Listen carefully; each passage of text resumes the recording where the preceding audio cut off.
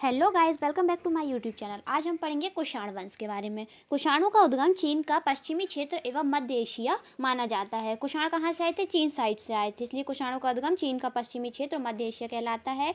ये यूची यानी कि तेचासी या तोखारी कबीले से संबंधित थे। इनका कौन सा कुषाण जो थे यूची कबीले से संबंधित थे, जो चीन के पश्चिमी क्षेत्र और मध्य एशिया से आए थे। कालांतर में यूची कबीला 5 भागों में बढ़ गया था। कोई चाउ आंग शाखा ने भारत में कुषाण वंश की स्थापना की। भारत में अगर हम देखें तो इनकी कौन सी शाखा ने भारत में कुषाण वंश की स्थापना की थी? चाउ आंग शाखा ने। कुजुल कडफसिस प्रथम, यह कुषाण वंश का प्रथम शासक था कुजुल कडफसिस। इसके प्रारंभिक सिक्कों पर यूनानी राजा हर्मियस की आकृति उत्कीर्ण है, जिससे सिद्ध होता है कि यह पहले हर्मियस के अधीन थे। इसमें रोमन सिक्कों की नकल पर तांबे के सिक्के ढलवाए और महाराजा धीराज एवं धर्मथित की उपाधि धारण की थी। ये सिक्के द्विलिपिक या यूनानी और खरोष्ठी थे। विम कडफसिस, कुजुल कडफसिस के बाद आता है विम कडफसिस द्वितीय। सर्वप्रथम इसने ही भारत में कुषाण वंश की वास्तविक सत्ता स्थापित की थी। कुषाण वंश का प्रथम शासक कौन सा था? कुजुल कडफसिस। वास्तविक संस्थापक विम कडफसिस था। विम ने बड़ी मात्रा में सोने एवं चांदी के सिक्के चलवाए। विम शैव मत का अनुयायी था। इसके सिक्कों पर ही सर्वप्रथम शिव, नंदी एवं त्रिशूल की आकृति मिलती है। उसने महेश्वर की उपाधि धारण की थी। अगर हम विम कडफसिस की बात देखें तो इसके सिक्कों पर हमको शिव मत के अनुयायी होने का सबूत मिलता है। इसने नंदी, त्रिशूल और शिव की मूर्ति आकृति बनवाई थी और महेश्वर की उपाधि धारण की थी कुजुल कडफसिस ने, विम कडफसिस ने। कुषाणों में भारत में सर्वप्रथम सोने के सिक्के विम कडफसिस ने ही चलाए थे। कुषाणों में अगर हम देखें तो सर्वप्रथम भारत में सोने के सिक्के चलाने का श्रेय विम कडफसिस को जाता है। यवन शासक एजेस द्वितीय की चांदी की मुद्राओं में मिलावट एवं अंतर्राष्ट्रीय व्यापार में बढ़ती स्वर्ण मुद्राओं की साख के कारण विम कडफसिस को स्वर्ण मुद्राएं जारी करने के लिए प्रेरित किया था। क्योंकि जो यवन शासक एजेस द्वितीय था, इसकी चांदी की मुद्राओं में मिलावट होने लगी और अंतर्राष्ट्रीय व्यापार में बढ़ती हुई स्वर्ण की मुद्राओं की साख के कारण जो अंतर्राष्ट्रीय व्यापार था वहाँ पर स्वर्ण की मात्रा में मांग बढ़ने लगी थी स्वर्ण मुद्राओं की, इसलिए इसने स्वर्ण सिक्के जारी किया। वेदी पर यज्ञ में लगे राजा की आकृति वाले सिक्के भी सबसे पहले विम कडफसिस ने चलाए थे। नेक्स्ट शासक आता है कनिष्क प्रथम। 78 ईस्वी से 101 ईस्वी तक शासन करता है।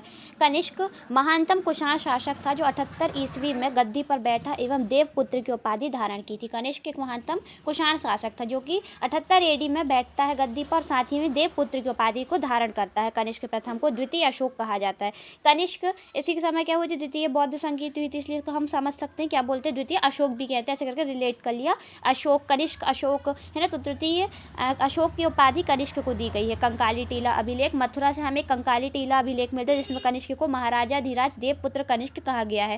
क्वेश्चन में हमको कई बार पूछ लेता है कि किस अभिलेख से हमें महाराजा धीराज देवपुत्र कनिष्क की उपाधि दी गई है कनिष्क को? तो कंकाली टीला अभिलेख जो है मथुरा से मिलता है। इसमें कनिष्क को महाराजा राजाधिराज देवपुत्र कनिष्क कहा गया है। 78 ईस्वी में एक संवत चलाया जो शक संवत के नाम से प्रसिद्ध होता है। किसने चलाया था? कनिष्क ने चलाया था। शक संवत 78 एडी में चलाया था। कनिष्क के साम्राज्य की प्रथम राजधानी पेशावर या पुरुषपुर या पुष्कलावती एवं दूसरी राजधानी मथुरा थी। राजतरंगिणी में उल्लेख मिलता है कि कनिष्क ने कश्मीर में कनिष्कपुर नामक नगर बसाया था। पुरुषपुर यानी पेशावर स्थित कनिष्क चैत्य का निर्माण वास्तुकार कौन थे? अंगिलस ने किया था। यह पहला चैत्य जिसमें लोहे के छत्र का प्रयोग हुआ था। अंगिलस ने किया था इसका निर्माण। किसका? कनिष्क चैत्य का निर्माण जो था, इसका वास्तुकार अंगिलस था। अंगिलस कनिष्क चैत्य का निर्माण करने वाला वास्तुकार था। यह पहला चैत्य है जिसमें हमने लोहे के छत्र का प्रयोग हुआ था। कनिष्क के दरबार में मथर नामक एक राजनीतिज्ञ रहता था। मथर और एजी सिलालोस नामक एक इंजीनियर कनिष्क के दरबार में रहता था। कनिष्क के दरबार में वसुमित्र, अश्वघोष, नागार्जुन जैसे बौद्ध विद्वान तथा प्रसिद्ध चिकित्सक चरक रहते थे। हमें क्वेश्चन पूछ लिया जाता है, अश्वघोष, वसुमित्र, नागार्जुन जैसे बौद्ध विद्वान और चिकित्सक चरक किसके दरबार में रहते थे? तो कनिष्क के दरबार से थे। आयुर्वेद ग्रंथ चरक संहिता की रचना चरक ने की थी। चरक कनिष्क का राजवैद्य था और चरक काय चिकित्सा के प्रणेता थे। किसके? काय चिकित्सा के। चरक संहिता के 8 खंड और 120 अध्याय हैं। इसके पहले हम जब देखा था तो हमने अर्थशास्त्र के बारे में पढ़ा था कि अर्थशास्त्र में 6000 श्लोक, 180 प्रकरण, 141 अध्याय और 15 अधिकरण है। और जब हम चरक संहिता देखते तो इसमें 8 खंड और 120 अध्याय हैं। पहला खंड सूत्र स्थान और दूसरा खंड निदान स्थान। पहला है सूत्र स्थान, दूसरा निदान स्थान, तीसरा है विमान स्थान, चौथा खंड शरीर स्थान, पांचवा इंद्रिय स्थान और छठा है खंड चिकित्सा स्थान से रिलेटेड है। है ना। पहला कौन सा है, सूत्र स्थान, सूत्र निदान, सूत्रों से हमें क्या मिलते हैं, निदान मिलते हैं, निदान से हम विमान में बैठे और विमान से बैठ के शरीर में पहुंच गए। विमान हमारा, विमान में कौन बैठेगा, शरीर बैठेगा। ऐसे करके हमने रिलेट कर लिया कि सूत्र से हमें निदान मिला, निदान से हम विमान में बैठे, जब विमान में बैठे तो हमारा शरीर जो था वो बैठा, शरीर की इंद्रियां जो थी वो चक से वो हो गई क्या, बेकाबू हो गई जब विमान में बैठी, तो चिकित्सा की जरूरत पड़ गई। तो शरीर स्थान के बाद इंद्रिय स्थान, इंद्रिय स्थान के बाद चिकित्सा स्थान। माध्यमिक दर्शन के आचार्य नागार्जुन ने प्रज्ञापारिता सूत्र की रचना की थी। प्रज्ञापारिता सूत्र किसका, नागार्जुन का है। नागार्जुन की क्या है, नागार्जुन की अर्जुन ने क्या ली थी, प्रतिज्ञा की थी। तो ऐसे करके रिलेट कर दिया कि नागार्जुन ने प्रज्ञापारिता सूत्र की रचना की थी। नागार्जुन विदर्भ का रहने वाला एक ब्राह्मण था। मात्र चेट व संघरथ न अन्य विद्वान थे। संघरथ कनिष्क का पुरोहित संघरथ था और इसका कनिष्क का क्या तो कहते रानीतज्ञ मथर था। कनिष्क का पुरोहित संघरथ था और कनिष्क के समय में ग्रीक इंजीनियर एजिसेलाओस था। मात्र चेट ने अर्धशतकम ग्रंथ लिखा था। अर्धशतकम ग्रंथ किसका है, मात्र चेट का है। चीन के साथ युद्ध, कनिष्क ने चीनी सेनापति के पास दूत भेजकर हॉन वंशीय राजकुमारी से विवाह की मांग की थी, जिसे ठुकरा दिया गया था। बाद में कनिष्क चीनी सेनापति पांचाल से पराजित होता है। कनिष्क ने उत्तर को छोड़कर अन्य सभी दिशाओं को जीत लिया था। बाद में पांचाल के उत्तराधिकारी को हराकर चीनी शासक से खोतान, काशगर और यान कंद छीने थे। कनिष्क ने प्रथम बार अंतर्राष्ट्रीय साम्राज्य की स्थापना की थी। प्रथम बार अंतर्राष्ट्रीय साम्राज्य की स्थापना का श्रेय हम कनिष्क को देते हैं। चौथी बौद्ध संगीति। पार्श्व कनिष्क के राजगुरु थे। कनिष्क के राजगुरु पार्श्व थे। कनिष्क के पुरोहित संघरथ थे। पुरोहित संघरथ पुरोहित थे और साथ ही में राजगुरु पार्श्व थे। पार्श्व की सलाह से ही कनिष्क ने चौथी बौद्ध संगीति का आयोजन किया। अश्वघोष, कनिष्क का राजकवि था अश्वघोष। कनिष्क के शासन काल में कश्मीर में कुंडल वन में वसुमित्र की अध्यक्षता में चौथी बौद्ध संगीति हुई। चतुर्थ बौद्ध संगीति कनिष्क के समय हुई थी, वसुमित्र की अध्यक्षता में हुई थी। चतुर्थ बौद्ध संगीति के उपाध्यक्ष एवं प्रथम प्रमुख अतिथि अश्वघोष थे, जिन्हें विशेष रूप से साकेत में बुलाया गया था। चौथी बौद्ध संगीति में बौद्ध ग्रंथों पर जो टीकाएं लिखी गई थी उन्हें विभाषा शास्त्र कहा जाता था। विभा शास्त्र किसे कहा जाता है, चतुर्थ बौद्ध संगीति में बौद्ध ग्रंथों पर लिखी गई टीकाओं को कहा जाता है। विभाषा शास्त्र की रचना वसुमित्र ने की थी। वसुमित्र वासे विभाषा शास्त्र। कनिष्क के अभिलेख, कनिष्क के कुल 12 अभिलेख प्राप्त हुए हैं, जिनमें प्रमुख हैं तक्षशिला चिर स्तूप लेख। चिर स्तूप लेख जो तक्षशिला से मिला, यह शासन के प्रथम वर्ष का लेख है। इसे धर्मराजी का स्तूप भी कहा जाता है। बहुत बार क्वेश्चन पूछ लिया जाता है धर्मराजी का स्तूप कहाँ से मिला है, तो ये कहाँ से मिला है, धर्मराजी का स्तूप तक्षशिला से मिला है। चिर स्तूप लेख भी कहा जाता है इसे। दूसरा आता है रबातक अभिलेख। रबातक अभिलेख बहुत ज़्यादा इंपॉर्टेंट हो जाता है। 1993 ईस्वी में अफगानिस्तान में बघलान प्रांत में सुर्खकोटदा के पास रबातक नामक स्थान से प्राप्त हुआ था। रबातक अभिलेख कहाँ से मिला है, अफगानिस्तान से मिला। तक्षशिला से धर्मराजी का स्तूप या चिर स्तूप मिला है तक्षशिला से। रबातक अभिलेख मिलता है अफगानिस्तान से। बैक्टीरिया भाषा एवं ग्रीक लिपि में कुषाणों की वंशावली देने वाला यह प्रथम अभिलेख है। बहुत बार पूछा जाता है कि कुषाणों की वंशावली देने वाला प्रथम अभिलेखी साक्ष्य रबातक अभिलेख है, जो अफगानिस्तान से प्राप्त हुआ है। इसमें 6 नगरों पाटलिपुत्र, चंपा, कौशाम्बी, साकेत, उज्जैन, कौंडिन्य का उल्लेख है। राज्यारोहण के समय कनिष्क ने जो नवीन संवत चलाया था उसका इसमें उल्लेख मिलता है। रबातक अभिलेख कनिष्क और कडफसित शासकों के बीच संबंध स्पष्ट करता है। अब आता सारनाथ और कौशाम्बी अभिलेख। सारनाथ और कौशाम्बी अभिलेख शासन के तीसरे वर्ष लाया गया था। सारनाथ अभिलेख में कनिष्क के मथुरा के महाक्षत्रप खरपल्लान व वाराणसी के क्षत्रप वन स्पर का नाम मिलता है। उत्तर पश्चिम में लल्ल और तथा लाइक इसके क्षत्रप थे। सारनाथ अभिलेख जो है कनिष्क के मथुरा के महाक्षत्रप खरपल्लान और वाराणसी के महाक्षत्रप कौन थे, वन स्पर, इनका नाम मिलता है। उत्तर पश्चिम में लल्ल और लाइक इसके क्षत्रप थे। सुई विहार एवं जैदा अभिलेख तथा मणिक्याल बौद्ध स्तूप लेख कनिष्क के बारे में जानकारी देते हैं। कनिष्क के बारे में जानकारी देने वाले अभिलेख कौन से, सुई विहार और जैदा अभिलेख तथा मणिक्याल बौद्ध स्तूप। अब देखेंगे सिक्के एवं मूर्तियाँ। कनिष्क के सिक्कों पर यूनानी भाषा में मियो यानी कि सूर्य, मेयो यानी चंद्र और शिव आदि अंकित है। यूनानी भाषा में अगर हम देखें तो मेरो सूर्य, सूर्य को क्या कहा जाता है, मेरो सूर्य, मेयो चंद्र, चंदा मामा से रिलेटेड होता है, मामा आ रहा आखिरी में, तो चंद्र से मेयो, और सूर्य या रा जैसा दिखता है, तो हमने ऐसे करके रिलेट कर लिया, मेरो सूर्य कहते हैं। कुछ सिक्कों में शिव के साथ में त्रिशूल और डमरू और नाना यानी सुरविन मात्र देवी और भारतीय देव शिव का अंकन है। कनिष्क ने यूनानियों द्वारा प्रारंभ द्विभाषी और द्विलिपि सिक्के जो थे इनको बंद करवा दिया और मानव के रूप में बुद्ध की आकृति का अंकन सर्वप्रथम कनिष्क की मुद्रा पर मिलता है। शुंग काल में क्या हुआ था? शुंग काल में बुद्ध का अंकन स्तूप, धर्मचक्र, छत्र, बौद्धि वृक्ष, चरण चिन्ह आदि के माध्यम से होने लगा था, जबकि कनिष्क ने वापस से मानव के रूप में बुद्ध की आकृति का अंकन स्टार्ट करा दिया था। कनिष्क के कुछ सिक्कों पर प्रभामंडल युक्त बुद्ध की खड़ी प्रतिमा और नीचे यूनानी लिपि में बुद्ध खुदा मिलता है। कुछ तांबे के सिक्कों पर साको मोनो बुद्ध खुदा हुआ है। कुछ सिक्कों पर यूनानी देवताओं की आकृति अंकित है। आज जो हम बुद्ध की मूर्तियां देखते हैं जिसमें पीछे प्रभामंडल है, इन सब की शुरुआत किसके? कनिष्क के समय में हुई थी। सर्वप्रथम मैत्रेय बुद्ध का अंकन कनिष्क के प्रथम के सिक्कों पर मिलता है। कनिष्क की शैल प्रतिमाएं जो हैं सुर्ख कोटक यानी अफगानिस्तान और सिर विहीन कबंध मूर्ति जो है माट मथुरा से मिली। अगर हम कनिष्क की मूर्तियां देखें तो शैल विहीन प्रतिमाएं जो हैं सुरकोटक अफगानिस्तान से मिली है और सिर जिसमें ना हो ऐसी सिर विहीन जो है कबंध मूर्ति माट मथुरा से मिली है। सिरकप यानी तक्षशिला के पास सबसे बड़ा हमको अर्धचंद्राकार स्तूप खोजा गया है, सिरकप तक्षशिला के पास। वशिष्क यह कनिष्क के बाद शासक बनता। वशिष्क इसने कश्मीर में जुस्कपुर नगर की स्थापना की थी। अब आता हुविष्क के समय कुषाण सत्ता का केंद्र पेशावर से मथुरा हो गया। हुविष्क के सिक्कों पर शिव, स्कंद और विष्णु आदि देवताओं तथा सर्वप्रथम श्रृंग धारण किए उमा की आकृतियों का अंकन है। हुविष्क ने चतुर्भुजी विष्णु के सिक्के चलाए थे। हमसे पूछ लिया जाता है कि सर्वप्रथम किसके सिक्कों पर शिव, स्कंद और विष्णु आदि देवताओं तथा श्रृंग धारण किए उमा की आकृतियों का अंकन हुआ है? तो हुविष्क के सिक्कों पर। इसमें चतुर्भुजी विष्णु के सिक्के में चलाए गए हैं। कनिष्क के समय में कुषाण सत्ता का केंद्र पेशावर था जो वहां थे। हुविष्क के समय में मथुरा हो गया। हुविष्क के सिक्कों पर संकर्षण और वासुदेव दोनों की आकृतियां मिलती हैं। हुविष्क की मुद्राओं पर ही सर्वाधिक संख्या में हमको हिंदी देवी देवताओं का अंकन मिलता है।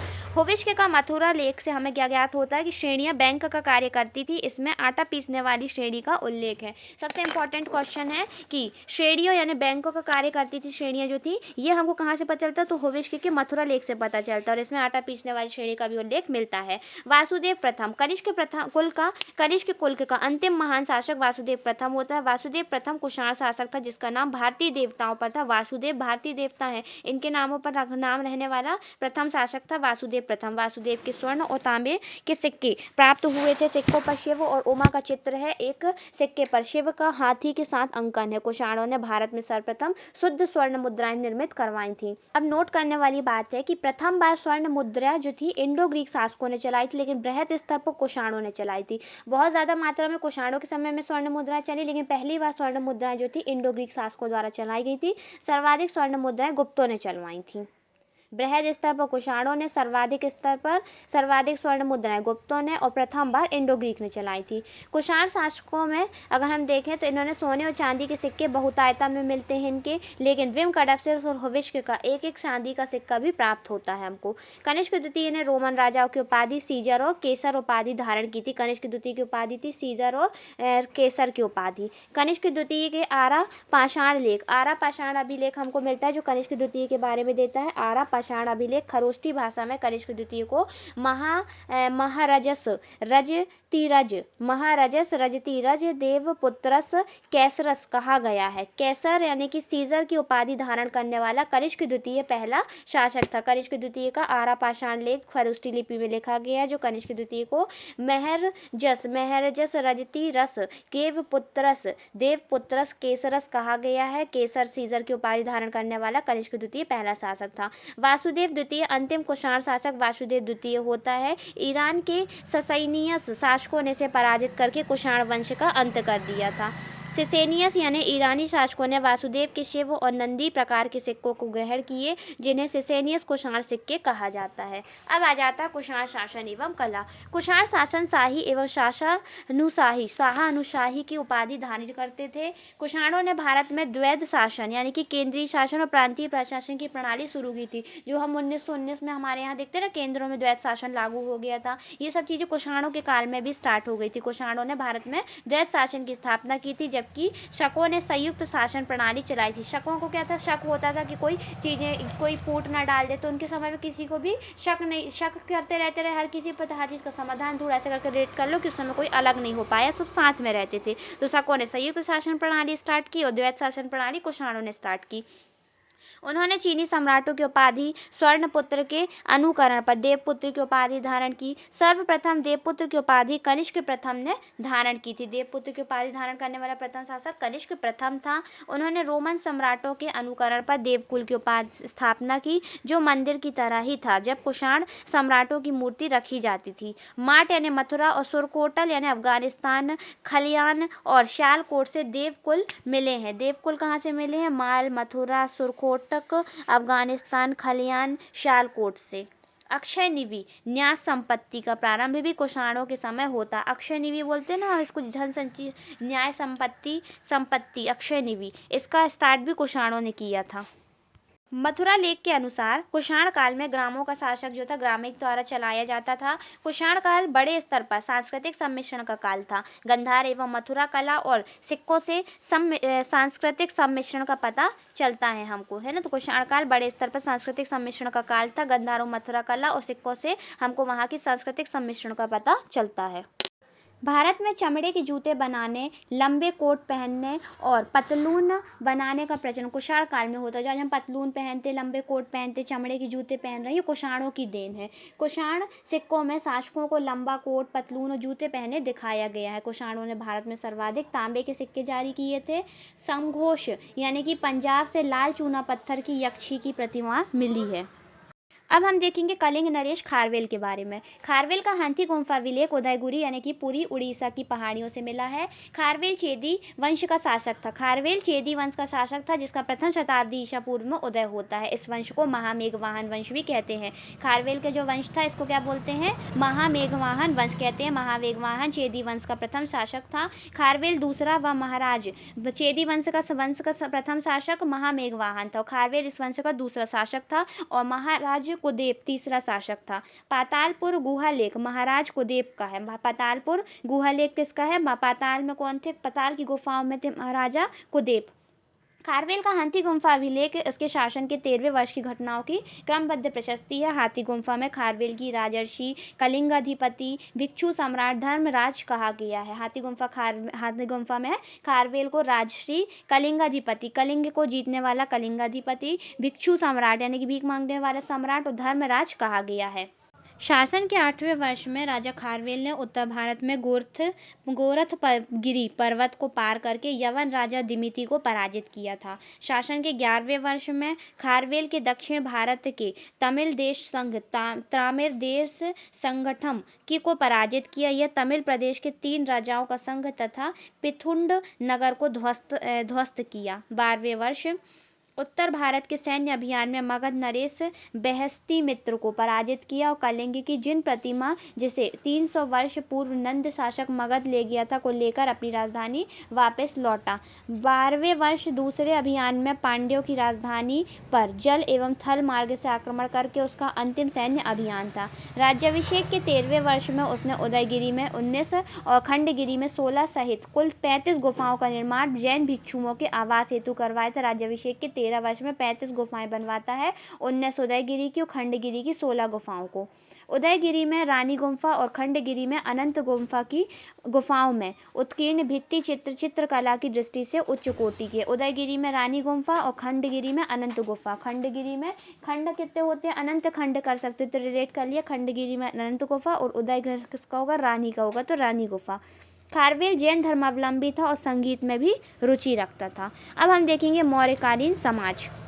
मौर्य काल में सर्वाधिक संख्या में विदेशियों का आत्मसातीकरण हुआ। विदेशी आक्रमणों के फलस्वरूप वर्ण धर्म का पालन कठिन हो गया। तब स्मृतियों में वर्ण धर्म के पालन से विचलन को उचित ठहराने के लिए आपद्ध धर्म का सिद्धांत आया। स्मृतियों में आपद्ध धर्म का आशय होता है विपत्ति काल में विभिन्न वर्णों के लोगों द्वारा अन्य धर्मों के वर्णों के कर्म को अपनाना। पाणिनि और पतंजलि ने 2 प्रकार के शूद्रों का उल्लेख किया है, निर्वसित शूद्र और अनिर्वसित शूद्र। निर्वसित जो नगर के बाहर रहते थे और अनिर्वसित जो नगर की सीमा में रहने वाले थे। यवन शकों को अनिर्वसित श्रेणी में रखा गया है। अगर हम देखें तो इसी काल में स्मृतियों की भी रचना होती है। मनु के अनुसार शूद्र का कार्य 3 अन्य वर्णों की सेवा करना है। विदेशी आक्रमणों की वजह से परंपरागत वर्ण व्यवस्था को खपत पैदा हो गई एवं अनगिनत वर्ण संकर जातियां उत्पन्न हुई। मनु स्मृति में 60 वर्ण संकर जातियों का उल्लेख है।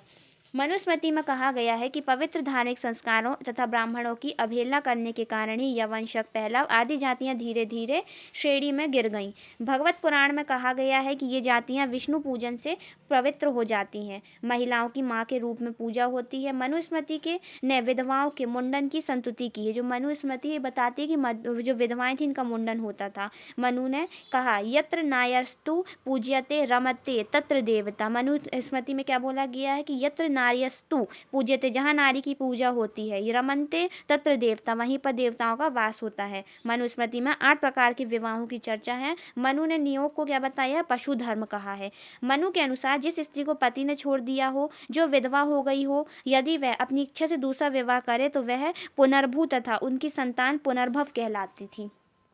ब्राह्मण पुरुष एवं वैश्य माता से उत्पन्न संतान अनुलोम विवाह यानी कि अम्बष्ठ कहलाई एवं उसकी वृत्ति जो थी चिकित्सक की कही गई। ब्राह्मण माता एवं शूद्र पिता से उत्पन्न संतान प्रतिलोम विवाह। अनुलोम विवाह क्या था कि पुरुष क्या हो, ब्राह्मण हो और वैश्य माता हो, और वहीं अगर ब्राह्मण माता है और पुत्र जो पिता है वो क्या है, वैश्य, तो इसे प्रतिलोम विवाह कहा गया। चंडाल कहलाई एवं उसकी वृत्ति जो थी वधिक या शव दाह करना मानी गई। नियोग से उत्पन्न पुत्र क्षेत्रज कहलाता था। क्षेत्रज ऐसा पुत्र जो नियोग प्रथा से उत्पन्न किया गया हो उसे क्षेत्रज कहते थे। अविवाहित लड़की के पुत्र को सहोदर कहा जाता था। सहोदर अविवाहित स्त्री का पुत्र जो होता था सहोदर कहलाता था, और नियोग प्रथा से उत्पन्न पुत्र क्षेत्रज कहलाता था। घर में रहने वाली कन्या या दासी से उत्पन्न पुत्र को कनीन कहा जाता था। कानीन, दासी से उत्पन्न पुत्र या घर में रहने वाली कन्या से उत्पन्न पुत्र कानीन कहा जाता था। विधि के अनुसार समान वर्ण में विवाह से उत्पन्न पुत्र को औरस कहा जाता था, यानी जो समान वर्ण में विवाह होता है उससे उत्पन्न अगर कोई संतान है तो उसको औरस संतान कहा जाता था। औरस पुत्रों की श्रेणी में सर्वश्रेष्ठ पुत्र था। स्मृतिकारों ने शक, पहलव, यवन, कुषाणों को निम्न कोटि के क्षत्रिय माना और उन्हें वात्य क्षत्रिय कहकर वर्ण व्यवस्था में स्थान दिया। कौटिल्य ने चंडाल के अतिरिक्त अन्य सभी वर्ण संकर जातियों को शूद्र माना है। प्रारंभिक स्मृतिकारों के अनुसार ब्राह्मण को शूद्र द्वारा दिया गया व स्पर्श किया गया अन्य किसी भी स्थिति में ग्रहण नहीं करना चाहिए। मौर्योत्तर काल में सती प्रथा नहीं थी एवं बाल विवाह होते थे। अगर हम देखें मौर्योत्तर काल, तो मौर्योत्तर काल में हमें सती प्रथा देखने को अभी नहीं मिलती है। कला देखें तो मौर्योत्तर काल में कला को प्रेरणा बौद्ध धर्म एवं यूनानी प्रभाव से मिली थी। हिंदू यूनानी शासकों ने भारत के पश्चिमोत्तर सीमा प्रांत में यूनान की प्राचीन कला चलाई जिसे हेलेनिस्टिक आर्ट कहा जाता है। हेलेनिस्टिक आर्ट क्या कहलाता है? हिंदू यूनानी शासकों के भारत के पश्चिमोत्तर सीमा प्रांत में यूनान की प्राचीन कला चलाई थी जिसको हम हेलेनिस्टिक आर्ट कहते हैं। भारत में गंधार कला इसका उत्तम उदाहरण मिलता है। मूर्ति कला की 2 शैलियाँ विकसित होती है, गंधार मूर्ति कला और मथुरा मूर्ति कला शैली। ये बहुत ज़्यादा इंपॉर्टेंट आ जाता है क्योंकि पेपर में पूछा जाता है, इससे क्वेश्चंस आते हैं। गंधार शैली, गंधार कला शैली को इंडो ग्रीक, बुश्टिन यूनानी या बौद्ध कला कहा जाता है। इसका विकास जो था कुषाण काल में होता है। गंधार कला का विकास कब से होता है? कुषाणों के काल में हुआ था। इस कला की विषय वस्तु जो थी बौद्ध थी किंतु निर्माण का ढंग यूनानी था। गंधार कला के केंद्र बमियान, स्वात घाटी, नगरहार, तक्षशिला, कपिशा, हुड्डा आदि थे। बमियान को गंधार कला का खजाना कहा जाता है। गंधार कला का खजाना किसे कहते हैं? बमियान को। गंधार कला को नग्न कला भी कहा जाता है। नग्न कला कौन सी थी? गंधार कला। गंधार है ये क्यों? क्योंकि नग्न है वो, इसलिए नग्न कला हमने ऐसे रिलेट कर लिया। नग्न कला जिसमें बनियान नहीं लिया था इसलिए बमियान में सबसे ज़्यादा मिल रही है, और गंधार कला को नग्न कला भी कहते हैं। गंधार कला में काले रंग के स्लेटी पत्थर का यूज़ हुआ है जबकि मथुरा कला में लाल बलुआ पत्थर का यूज़ हुआ है। काले स्लेटी अगर हम पत्थर का यूज़ देखें तो ये गंधार कला की विशेषता है। गंधार शैली में बुद्ध का मुख ग्रीक देवता अपोलो से मिलता जुलता है। कुषाण काल की गंधार कला में बुद्ध की मूर्तियों में प्रभाव मंडल यानी कि हैलो की शुरुआत हुई थी। बुद्ध के आगे अगर हम प्रभाव मंडल देखें तो ये हमको कुषाण काल में मिल गया था। ये गंधार शैली का था। गंधार शैली के अंतर्गत बुद्ध की सर्वाधिक मूर्तियों का निर्माण हुआ है। बोधिसत्व की मूर्तियों में सर्वाधिक मैत्रेय है। सर्वाधिक मात्रा में मैत्रेय जो है बोधिसत्व की मूर्तियों में हमको कुषाण काल में मिलता है। मथुरा शैली, गंधार और मथुरा कला के अंतर्गत बुद्ध की धर्म चक्र मुद्रा, ध्यान मुद्रा, अभय मुद्रा, वरद मुद्रा में मूर्तियों का निर्माण हुआ है। गंधार और मथुरा कला के अंतर्गत बुद्ध की प्रथम मूर्ति का निर्माण मथुरा शैली में हुआ था। बुद्ध की प्रथम मूर्ति का निर्माण अगर हम देखें तो किस में होता? माँ से मूर्ति प्रथम थी तो प्रथम में मथुरा में हुआ था। यह शैली प्रथम शताब्दी ईसा पूर्व में मथुरा में आरंभ हुई थी। ब्राह्मण धर्म से संबंधित देवी देवताओं की मूर्तियों का प्रथम निर्माण मथुरा शैली में हुआ था। इसमें नग्नता का अभाव है। इस कला में बुद्ध के पीछे प्रभाव मंडल है, यानी नग्न नहीं है। नग्न कौन सी है? गंधार वाली। तो गंध हम ऐसे याद कर सकते हैं रिलेट करने के लिए, गंध आती है जब कोई नग्न होता है। तो हमें नग्न शैली कहाँ, नग्न मूर्तियाँ मिली गंधार कला की, और मथुरा में जो है नग्नता का अभाव मिलता है। प्रभाव मंडल तो इसमें भी है। मथुरा शैली हिंदू, बौद्ध और जैन धर्म से संबंधित है। मथुरा शैली में हमें से बुद्ध की मूर्तियाँ नहीं मिल रही हैं, हिंदुओं की मूर्तियाँ, बौद्ध जैन धर्म इनसे संबंधित मूर्तियाँ भी मिलती हैं। लोक अभिरुचियों यानी कि लोक अभिरुचियों यक्ष और यक्षिणी की मूर्तियाँ भी मथुरा शैली में बनी है। इसमें पान गोष्ठी के यानी कि आश्वपाई के दृश्य भी मिले हैं। मथुरा शैली की मूर्तियों में आध्यात्मिकता एवं भावुकता की प्रधानता है। इस शैली का सर्वाधिक विकास गुप्त काल में हुआ। मथुरा शैली का विकास सबसे ज़्यादा किस समय हुआ है? गुप्त काल में हुआ है। इस शैली में हमको आध्यात्मिकता और भावुकता की भी प्रधानता मिलती है। मथुरा कला जो है ये शैली विशुद्ध भारतीय शैली है। मथुरा कला शैली आदर्शवादी और गंधार शैली जो यथार्थवादी। गंधार्थ क्या है? जो यथार्थ है, जो दिख रहा है वही, और आदर्श रूप में किसको दिखाएंगे? मथुरा शैली में दिखाएंगे। गंधार और मथुरा शैली में अंतर यह है कि गंधार कला में शरीर रचना संबंधी विवरणों और शारीरिक सौंदर्य पर बल दिया गया, जबकि मथुरा शैली में पूर्ति को पवित्र आध्यात्मिक भावना देते हुए प्रयत्न किया गया है। इस समय के कला स्मारक, स्तूप, चैत्य एवं विहार हैं। कार्ले का चैत्य सातवाहन कालीन है तथा यह गुहा काल का प्राचीनतम श्रेष्ठ उदाहरण है। मथुरा संग्रहालय में कुषाण कालीन मूर्तियों का भारत में सबसे बड़ा संग्रह है। मथुरा संग्रहालय में हमको कुषाण कालीन मूर्तियों का सबसे बड़ा संग्रह मिलता है। आंध्र प्रदेश के नालकोंडा जिले के थेल्लाश्वरम नामक स्थान से मूर्तियों और उसके निर्माण के सांचे सबसे अधिक मिले थे, जो कुषाण सातवाहन कालीन है। हैदराबाद के पास कोंडापुर से भी ऐसे सांचे पाए गए हैं। अब हम देखेंगे मौर्योत्तर काल का धर्म। मौर्योत्तर काल में अवतारवाद की शैशवावस्था भागवत धर्म का अंग बन गई। हालांकि इसका पूर्ण विकास गुप्त काल में होता है। मौर्योत्तर काल में देखें तो महायान बौद्ध धर्म का काफी विकास हुआ। महायान बौद्ध धर्म का वैदिक देवताओं के स्थान पर नवीन देव वर्ग का उदय हुआ, जिसमें ब्रह्मा, विष्णु, महेश की मूर्तियां विख्यात हैं। द्वितीय शताब्दी ईसा पूर्व की घोसुंडी वेदिका लेख में वासुदेव संकर्षण की मूर्तियां की पूजा का सल्लेख मिलता है। राजस्थान में भागवत धर्म की जानकारी घोसुंडी नगरी चित्तौड़गढ़ अभिलेख से मिलती है। शक छत्रप सोडास के मोराकूप लेख में पंचवीरों की प्रतिमा और उनके मंदिर का उल्लेख हुआ है। शक छत्रप सोडास के अभिलेख में वासुदेव मंदिर के प्रवेश द्वार के निर्माण का उल्लेख है। हेलियोडोरस का विदिशा बेसनगर अभिलेख और मोराकूप अभिलेख, कौन सा? बेसनगर और मोराकूप अभिलेख जो है भागवत धर्म की प्रसिद्धि को सिद्ध करता है। कुषाणों के विरुद्ध अपनी विजय के उपलक्ष्य में भारत नागों ने वाराणसी में 10 अश्वमेध यज्ञ किए थे, इसलिए उस जगह का स्थान का नाम ही क्या रख दिया गया है? दशाश्वमेध यज्ञ के नाम से विख्यात है। अब हम देखेंगे मौर्योत्तरकालीन प्रशासन। सातवाहन शासन जो था मौर्य प्रशासन से प्रभावित था। सातवाहन शासकों ने ब्राह्मणों और श्रमणों को कर मुक्त भूमि दान देने की प्रथा शुरू की। अभिलेखों में भूमि दान का प्रथम अभिलेखीय साक्ष्य को सातवाहन अभिलेखों में प्रथम शताब्दी ईसा पूर्व का है। बाद में अनुदानित भूमि पर से राज्य का प्रशासनिक नियंत्रण भी दानग्राही को सौंपा गया। इससे विकेंद्रीकरण की प्रथा को बढ़ावा मिला, यानी हमने तुम्हें दान दे दी जमीन, अब इसमें प्रशासन का भाग भी तुम प्रशासन संभालते रहो। तो इससे क्या हुआ? विकेंद्रीकरण बढ़ा और केंद्रीकृत सत्ता थी क्षीण होने लगी। इस विकेंद्रीकरण को नियंत्रण में रखने हेतु राजतंत्र को देवी रूप की देने की कोशिश की गई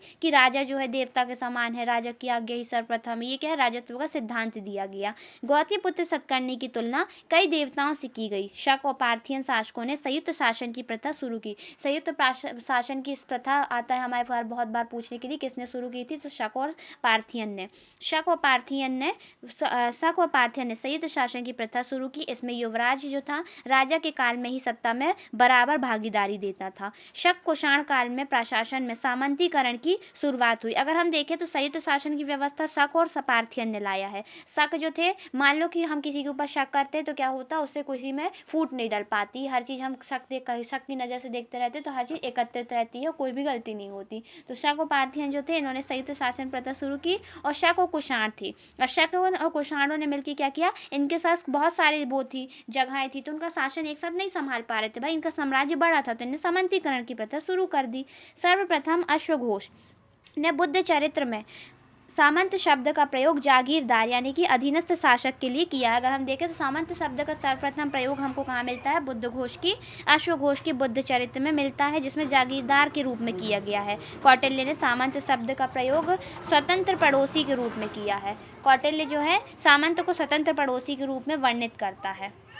सर्वप्रथम मार्क्सवादी डी.डी. कौशाम्बी ने भारतीय इतिहास में सामंतवाद का जिक्र किया है। मौर्योत्तरकालीन व्यापार। प्रथम शताब्दी ईसा पूर्व में रोमन साम्राज्य के उदय से भी व्यापार बढ़ा, क्योंकि रोमन साम्राज्य विलासिता के सामान का बड़ा ग्राहक बन गया। इस समय कुषाण साम्राज्य के अधीन मध्य एशिया तक के प्रदेश थे तथा चीन को रोमन साम्राज्य से जोड़ने वाले सिल्क मार्ग पर भी कुषाणों का नियंत्रण था। अतः भारत का मध्य एशिया और पाश्चात्य विश्व से घनिष्ठ व्यापारिक संबंध स्थापित हुआ। कुषाण शासकों को सिल्क मार्ग पर नियंत्रण से भारी आय हुई। अवधान शतक से कनिष्क कालीन व्यापार की जानकारी मिलती, किससे? अवधान शतक से कुषाणों ने स्वर्ण सिक्कों का नियमित रूप से चलन किया था। नियमित रूप से अगर स्वर्ण सिक्के चलाए थे तो किसने चलाए थे? कुषाणों ने चलाए थे। ईसा की पहली सदी से 46 ईस्वी में हिप्पोलस नामक एक ग्रीक नाविक था। हिप्पोलस अरब सागर से चलने वाली मानसूनी हवाओं की खोज की थी। इसने समुद्र व्यापार को अधिक आसान बनाया था। किसने? हिप्पोलस ने। मानसून अरबी भाषा के शब्द मौसम से बना है। यह मानसूनी हवाएं जो हैं जुलाई माह से चलती थीं। दीर्घ निकाय और जातकों के अनुसार कच्चे की खाड़ी में स्थित रोरुक भी महत्वपूर्ण बंदरगाह था। पूर्वी तट के और पश्चिमी तट के बंदरगाह बहुत बार पूछ लिया जाता है पेपर में, इसलिए हमको याद करने होंगे। पूर्वी तट में कौन कौन से बंदरगाह आते हैं? पूर्वी तट में आता है घंटसाल, कंटकोशिल। आंध्र तट का बंदरगाह ताम्रलिप्ति। पूर्वी तट का सबसे महत्वपूर्ण बंदरगाह कौन सा? ताम्रलिप्ति, टीपी। ताम्रलिप्ति कहाँ का है? तांबे में लेप दिया। पूर्व में क्या हो? तांबे को लीप दिया, तो पूर्वी तट में है ताम्रलिप्ति बंदरगाह। ऐसे करके हमने रिलेट कर लिया। गंभीर, सोरिया, करम्बिया और कोदुर एसोसिए अन्य बंदरगाह थे, लेकिन सबसे ज़्यादा इंपॉर्टेंट पूछा जाता है पूर्वी तट का बंदरगाह था ताम्रलिप्ति और सोपारा या शूरपारक भगकच्छ। ये कौन से हैं? अपने आते हैं पश्चिमी तट के बंदरगाह में, सबसे इंपॉर्टेंट थे। अन्य तट देख लें तो अन्य पश्चिमी तट के बंदरगाह थे पटाला सिंध में, सेमुल्लार चौल में, बरबारिकम सिंधु नदी के मुहाने पर बरबारिकम और बेरीगाजा भड़ोचिया भ्रजकक्ष में था। सोपारा सबसे प्राचीन बंदरगाह एवं कल्याण सबसे बड़ा बंदरगाह था। ये दोनों पश्चिमी तट पे थे, कल्याण और सुरपारक। पेरिप्लस सोपारा को सुपर, कल्याण को कालीन, ताम्रलिप्ति को गंग तथा मसूलीपट्टनम को मसालिया कहता है। प्रतिष्ठान यानी पैठन प्रसिद्ध व्यापारिक नगर था। ईसा की प्रथम शताब्दी से अज्ञात यूनानी नाविक द्वारा लिखी पेरिप्लस ऑफ द एथ्रियन सी नामक पुस्तक में भारत रोम व्यापार का वर्णन है। पेरिप्लस का अर्थ होता है यात्री पुस्तक तथा एथ्रियन का सी का अर्थ होता है लाल सागर। पेरिप्लस ऑफ द एथ्रियन सी में लाल सागर से भारत तक समुद्री यात्रा का वर्णन है। पेरिप्लस ने दक्षिण पथ में संगमकालीन दो महत्वपूर्ण अंतर्जात बाजारों का उल्लेख किया है, प्रतिष्ठान और तगर और प्रतिष्ठान। ये क्या थे? संगमकालीन दो महत्वपूर्ण अंतर्राज्यीय बाजार थे। पेरिप्लस के अनुसार पश्चिमी तट का सबसे महत्वपूर्ण बंदरगाह बेरीगाजा ने भ्रगकच्छ था। पेरिप्लस में भारत से पाश्चात्य जगत को निर्यात होने वाली वस्तुओं की विस्तृत सूची मिलती है। पेरिप्लस के अनुसार भारत से रोम में रेशमी वस्त्र, गोल मिर्च, हाथी दांत, मोती आदि निर्यात किए जाते थे। पेरिप्लस के अनुसार फारस की खाड़ी से भ्रगकच्छ से दासों का निर्यात किया जाता था। इथोपिया में भी कुछ कुषाण शासकों के सिक्के मिले हैं। भारत से मिस्र को निर्यात की जाने वाली वस्तुओं में हाथी दांत, कछुए, सीपियाँ, मोती, रंग, नील व बहुमूल्य लकड़ी प्रमुख थीं। रोम से भारी मात्रा में सोने का निर्यात होता था, जिसके लिए 77 ईस्वी में प्लिनी दुख प्रकट करता है। रोम प्रतिवर्ष भारत के विलासिता की सामग्रियां मंगवाने के लिए 10 करोड़ सेस्टर्स खर्च करता था। कौन बताता है? प्लिनी बताता है कि रोम जो था प्रतिवर्ष भारत के विलासिता की सामग्रियां मंगवाने के लिए 10 करोड़ सेस्टर्स खर्च करता था। इससे पहले 22 ईस्वी में रोमन सम्राट टिबेरियस ने भी इस मुद्दे पर रोमन सीनेट को शिकायत के रूप में सूचित किया था कि रोमन सोना विदेशों में गोल मिर्च खरीदने में लुटाया जा रहा है। रोमन व्यापारी मसाले, हीरे, इस्पात खरीदने के लिए भुगतान स्वर्ण के रूप में करते थे। रोम से होने वाले भारी मात्रा में स्वर्ण प्रवाह को रोकने के लिए रोम से भारत के साथ होने वाले गोल मिर्च और इस्पात के व्यापार को रोकने के लिए कदम उठाने पड़े। दक्षिण भारत की गोल मिर्च पश्चिमी देशों से इतनी प्रसिद्ध हो गई थी कि उसका नाम यवन प्रिय रख दिया गया था। किसका? काली मिर्च का नाम, गोल मिर्च को यवन प्रिय कहा जाने लगा था। वो इतनी फेमस हो गई थी। मसाला एवं लोहे की वस्तुएं रोमन साम्राज्य को भेजे जाने वाली प्रमुख वस्तुएं थीं। स्ट्रैबो के अनुसार किसी भारतीय राजा ने रोमन सम्राट अगस्टस के पास शिष्टमंडल भेजा था।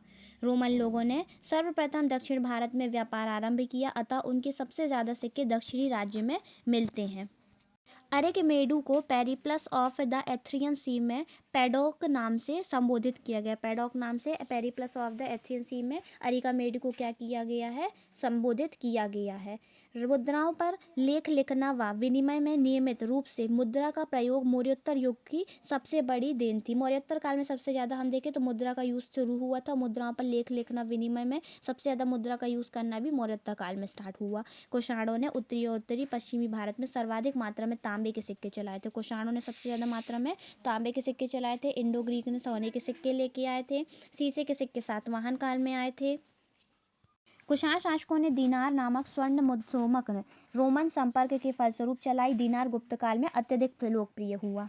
कुषाण सातवाहन काल में नगरीयकरण अपने चरम पर था, क्योंकि रोम साम्राज्य से व्यापार उन्नत अवस्था में था। रोमन साम्राज्य से व्यापार का अधिक लाभ कुषाणों के बजाय सातवाहनों को मिला। बाबेरू जातक के अनुसार भारतीय व्यापारी बेबीलोन यानी कि पश्चिमी एशिया को कौवे और मोर जैसे पक्षियों का निर्यात करते थे। कौन बताता? बाबेरू जातक। और इसी जातक में तट दर्शक पक्षियों का उल्लेख है, जो जहाज के संकट में होने पर निकटवर्ती स्थल का पता लगा लेते थे। यूनानी वनस्पति शास्त्री थ्रियोकाइटस ने अपनी पुस्तक हिस्ट्री ऑफ प्लांट्स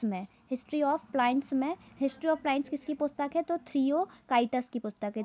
काइटस प्लांट की पुस्तक है, जिसमें भारत के विविध पौधों जड़ी बूटियों के औषधियों के रूप में प्रयोग हुआ है। प्लिनी और पेरिप्लस के अनुसार पांड्य देश में कालची यानी काकलई बंदरगाह मोतियों के लिए सबसे प्रसिद्ध है। तो कौन सा? कालची बंदरगाह। सीप से मोती निकालने का काम अपराधियों से कराया जाता था। प्लिनी भारत में बहुमूल्य रत्नों की लंबी सूची देता है और भारत को बहुमूल्य रत्नों का एक बड़ा उत्पादक देश बताता है। दक्षिण भारत की प्रमुख बंदरगाह, जिसमें टोंडी, मुशूरी या मुजीरिस मुशूरी और पोहार, कावेरी पट्टनम, शालियूर बंदर आदि थे। तो पोहार, कावेरी पट्टनम, मुजीरिस, टोंडी ये पश्चिमी भारत के बंदरगाह थे। दक्षिण भारत के प्रमुख बंदरगाह थे। प्लिनी के अनुसार सबसे बड़ा भारतीय जलयान 75 टन का था। मगध वृक्षों के रेशों से बने वस्त्रों के लिए और बंगाल जो था मलमल के लिए सबसे ज़्यादा फेमस था। उद्योग एवं व्यवसाय। सूती वस्त्र उद्योग सर्वाधिक महत्वपूर्ण उद्योग था। उरैयूर और अरिकामेडू सूती वस्त्र के प्रमुख केंद्र थे। उरैयूर और अरिकामेडू मोटे वस्त्र उत्पादन के लिए प्रतिष्ठान और तगर प्रसिद्ध थे। प्रतिष्ठान और तगर मोटे वस्त्र उत्पादन के लिए फेमस थे और सूती वस्त्र उद्योग महत्वपूर्ण थे। उरैयूर और अरिकामेडू इसके प्रमुख केंद्र थे। दिव्यावदान में खालिक चक्र यानी कि तेल फेरने के कोल्हू का उल्लेख है। सांची स्तूप लेख में दंतकार यानी हाथी दांत के शिल्पी का उल्लेख है। हाथी दांत के शिल्पी का उल्लेख यानी दंतकार का उल्लेख हमें कहाँ से मिलता है? सांची स्तूप मिलता है, जिसके उक्त स्तूप के लिए दान दिया था। उज्जैन मनके बनाने का प्रसिद्ध केंद्र था। गंधार ऊनी वस्त्रों के लिए प्रसिद्ध था। जातकों में 18 प्रकार की शिल्पियों का उल्लेख मिलता है। दीर्घ निकाय में 24 और महावस्तु में 36, मिलिंद पानों में 75 प्रकार के व्यवसायों का उल्लेख है। जहां मौर्य काल में शिल्पी राज्य के नियंत्रण में थे, वहीं मौर्योत्तर काल में ये स्वतंत्र रूप से कार्य करने लगे थे। कौन? शिल्पी। गुप्तकालीन शब्द कारवार जो था, इसका अर्थ चर्म कर्म का व्यवहारी था। कारवार किसको बोलते थे? गुप्त काल में चर्म कर्म का व्यवसायी था। गंधिकों के सिक्के कंबोज के कौशाम्बी के आसपास मिले हैं गंधिकों के सिक्के। मथुरा जो था सटका यानी कि साटक नामक वस्त्र के निर्माण के लिए प्रसिद्ध था। पतंजलि इसका उल्लेख करते हैं। और ऊनी गंधार जो था ऊनी वस्त्रों के लिए फेमस था और मथुरा सटका नामक वस्त्र के लिए फेमस था। स्ट्रैबो के अनुसार किसी शिल्पी की आंख व हाथ को क्षति पहुंचाने वाले को मृत्यु दंड दिया जाता था। अरगरू जो था उरैयूर से प्राप्त स्थानीय मलमल के कपड़े का नाम था। अरगरू क्या था? स्थानीय मलमल का कपड़ा था। मौर्योत्तर काल में सर्वाधिक प्रचलित सिक्का करशापण था। करशापण जो था सबसे ज़्यादा प्रचलित सिक्का था। तक्षशिला में कुछ सिक्कों पर निगम शब्द लिखे हुए सिक्के मिले हैं। मौर्योत्तर काल में विभिन्न जातियों के लिए अलग अलग ब्याज दर थी। मनु, गौतम व याज्ञवल्क्य के अनुसार ब्राह्मण 2%, क्षत्रिय 3%, वैश्य 4% और 5% शूद्र ब्याज देते थे। बौद्ध साहित्य के अनुसार ब्राह्मण ब्राह्मण एवं क्षत्रिय सामान्य परिस्थितियों में भी व्यापारिक उद्यमों को अपनाते थे। श्रेणी शिल्पियों और व्यापारियों के निगम होते थे। श्रेणी शिल्पियों की श्रेणियों के प्रमुख को जेठक कहा जाता था। श्रेणी निगम, कुलिक निगम, पूग, सार्थ आदि व्यापारिक संगठन थे। निगम का प्रधान जो था श्रेष्ठी था और श्रेणी का प्रधान प्रमुख तथा पूग का प्रधान ज्येष्ठक कहलाता था। पूग का प्रधान ज्येष्ठक, श्रेणी का प्रधान प्रमुख और निगम का प्रधान श्रेष्ठी था। श्रेष्ठी का कार्यालय निगम सभा कहलाता था। श्रेणियों का उल्लेख इस समय के अभिलेखों में मिलता है। श्रेष्ठी को उत्तरी भारत में सेठ और दक्षिण भारत में शिष्ठी या चिट्टी कहा गया। गोवर्धन नगर शिल्पियों का महत्वपूर्ण केंद्र था। मौर्योत्तरकालीन प्रशासन व्यवस्था में व्यापारिक व शिल्पकार श्रेणियों का महत्वपूर्ण स्थान है। नारद व बृहस्पति स्मृति में विभिन्न श्रेणियों की प्रथाओं का नियमों की जानकारी मिलती है। नारद और बृहस्पति स्मृति में विभिन्न प्रकार की श्रेणियों की प्रथाओं एवं नियमों की जानकारी मिलती है। श्रेणियों के पास लोग निधि के रूप में धन जो था अपना जमा करते थे। श्रेणियां महाजन के रूप में भी कार्य करती थी। कुछ नगरों में उन्होंने अपने सिक्के भी प्रचलित कराए थे। श्रेणी धर्म, श्रेणियों ने अपने कुछ नियम और कानून बनाए थे, उसे श्रेणी धर्म कहते थे। राजा को श्रेणी धर्म का पालन करना चाहिए। ये अर्थशास्त्र में लिखा है कि श्रेणियों के जो नियम बने हुए हैं, कानून है, उनको राजा को भी पालन करना चाहिए। श्रेणी धर्म का प्रतिपादन सर्वप्रथम मनु ने किया। श्रेणी का अपने सदस्यों पर न्यायिक अधिकार होता था। वे सदस्यों के व्यक्तिगत जीवन में हस्तक्षेप कर सकती थी। श्रेणी न्यायालय का प्रधान महाश्रेष्ठी होता था। जो श्रेणियाँ थे इनको न्यायिक अधिकार भी थे, है ना, और इनका प्रधान क्या था? श्रेणी न्यायालय का महाश्रेष्ठी। श्रेणी स्वयं काम के नियम, मानक व कीमतें तय करती थी। कुछ परिस्थितियों में ही राजा हस्तक्षेप कर सकता था, अन्य श्रेणियां स्वतंत्र कार्य करती थी। श्रेणियां अपने सिक्के भी जारी करती थी। नालंदा, कौशाम्बी, बसाड़, वैशाली से इनकी मुद्राएं मिली हैं। श्रेणियां जो थी सामूहिक लोक कल्याण का कार्य करती थी। नहपान के नासिक अभिलेख में तंतुवाय रेशमकर बुनकर श्रेणी का उल्लेख मिलता है। तंतुवाय रेशम बुनकर श्रेणी का उल्लेख कहाँ मिलता है? नहपान के नासिक अभिलेख में। जातक ग्रंथों में व्यापारी को वैदेहिक कहा जाता था या वणिक कहा गया है। श्रेणी की पूर्ण परिभाषा मिताक्षरा से मिलती है। श्रेणियों के पास रखी हुई धरोहर को अक्षय निधि यानी कि स्थायी निवेश कहा जाता था। अक्षय निधि। मथुरा के एक अभिलेख से इस बात का उल्लेख मिलता है कि हुविष्क के राज्यकाल में एक प्रमुख ने आटा पीसने वाली कारीगरों की श्रेणी के यहाँ धन जमा कराया था। याज्ञवल्क्य स्मृति में हमको पता चलता है कि श्रेणी के अधिकार, नियम, श्रेणी में प्रवेश की शर्तें दी गई हैं याज्ञवल्क्य स्मृति में, और श्रेणी की न्यायिक भूमिका का भी उल्लेख हमको याज्ञवल्क्य स्मृति देती है। अब आता मौर्योत्तरकालीन साहित्य, जिसमें हाल की पुस्तक है गाथा सप्तमी। हाल अपनी गाथा बताता, हाल ही में अपनी गाथा, तो गाथा सप्तमी। पतंजलि की महाभाष्य सभी को या चरक की चरक संहिता। भरत मुनि की नाट्य शास्त्र, भरत मुनि जो है क्या करते हैं? नाट्य शास्त्र के हैं। वात्सायन की कामसूत्र, वात्सायन की कामसूत्र। अश्वघोष की बुद्धचरित सौंदरानंद, शारिपुत्र प्रकरण। भास की स्वप्नवास तत्व, भास हो जाता है सपने में सबको, तो स्वप्नवास विदत्ता भास की है। सबसे पहले संपूर्ण नाटक रचने का श्रेय भास को दिया जाता है। Like, share and subscribe.